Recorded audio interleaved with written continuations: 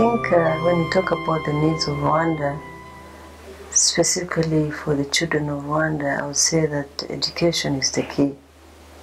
And normally when I meet friends and people ask me, so what's the priority for this country?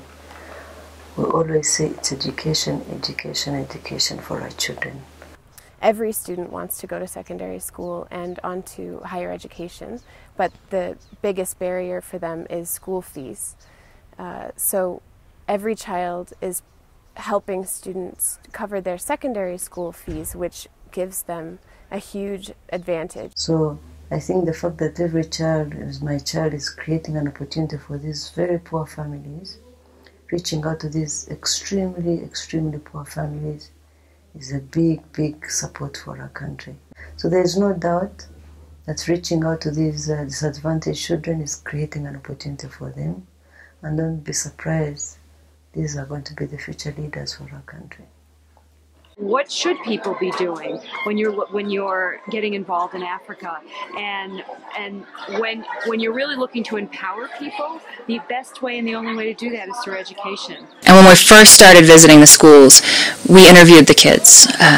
Did their parents go to high school? Did any of their older brothers and sisters go to high school? And we learned that we were working with a first-generation high school population, that the kids that we're working with, over 70% of them have no one else in their family has attended high school. And we began asking each of them, what do you want to be when you grow up? And it's a very American question. What do you want to be when you grow up? And as an American, I remember being asked that question since I was, since I could talk. And I always had an answer. But these kids didn't have an answer. Nobody had ever asked them before.